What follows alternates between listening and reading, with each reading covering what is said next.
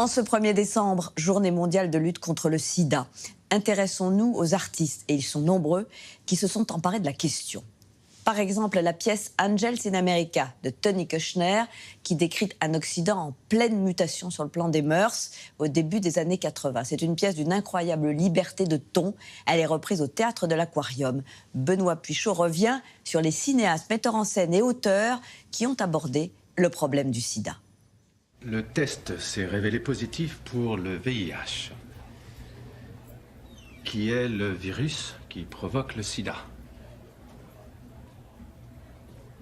Vous vous foutez de moi, là, ou quoi? Vous me dites que j'ai chopé la même maladie que ce suceur de bite de Rock Hudson. Après l'Oscar pour Matthew McConaughey et son rôle de cow-boy séropositif dans Dallas Buyers Club il y a 3 ans, 120 battements par minute de Robin Campillo a remporté le Grand Prix du Festival de Cannes cette année avec sa chronique sur les débuts d'Act Up Paris. Ensemble, nous pouvons construire une communauté capable d'adopter à l'égard de la maladie une attitude positive et combative. La culture s'intéresse ces dernières années pour l'histoire de l'épidémie du VIH et précisément ses débuts dans les années 80. En ce moment, le Théâtre de l'Aquarium reprend Angels in America, la pièce multiprimée des années SIDA aux États-Unis, écrite par l'Américain Tony Kushner en 1987, un des premiers auteurs à aborder frontalement le sujet dans l'Amérique reaganienne. J'ai le cul vexé par la diarrhée. Et hier, j'ai chié du sang. Ça ne me plaît pas du tout, tu ne me dis rien. Ça te bouleverse trop. Je me retrouve à te consoler. Il parle vraiment, oui, du sida. Et c'est vrai qu'à ce moment-là, nous, on l'a un peu oublié, mais il y avait vraiment une ostracisation très forte. C'était vraiment des gens qui étaient mis au banc de la société et qui devenaient vraiment des sortes d'exclus. En tout cas, il s'inspire énormément de son contexte à lui, de son entourage, des gens qu'il a vu disparaître. Mais je trouve que cette question, elle perdure vraiment. Quelle place on accorde aux malades, ça me semble vraiment une question auquel il faut s'atteler en politique.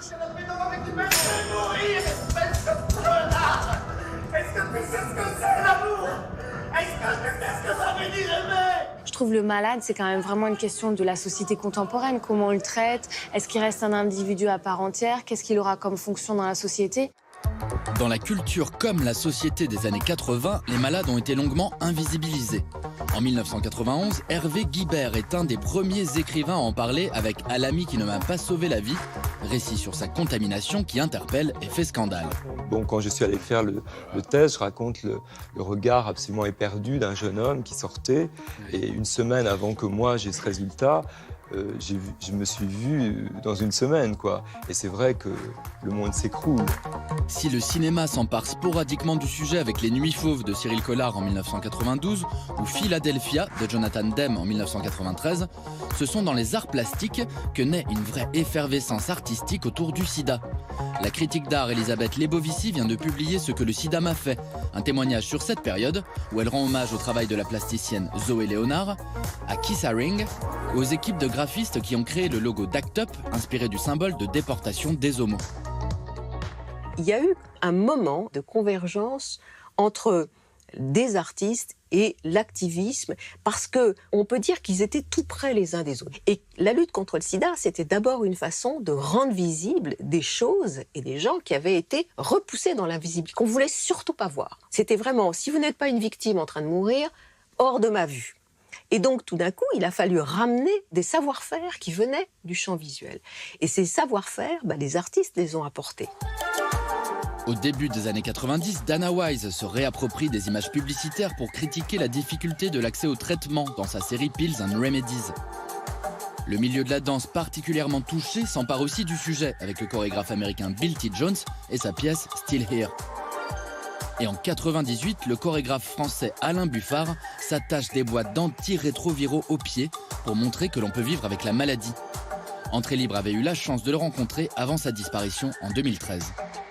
On peut être effectivement faible et malade et retomber sur ses pattes et rester debout malgré tout. Et pour moi, c'était Good Boss, c'était une manière pour moi de rester debout.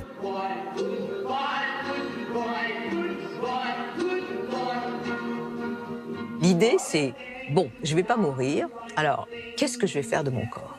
Et finalement, Good Boy, c'est vraiment une façon de reposer le problème, c'est-à-dire de se dire, j'ai un corps, qu'est-ce que je vais en faire? Comment est-ce que je vais vivre avec? Aujourd'hui, les artistes continuent à s'interroger sur la vie à l'époque du sida, parfois de manière joyeuse. Une manière de ne pas oublier que l'épidémie n'est pas terminée. Rejoignez-nous!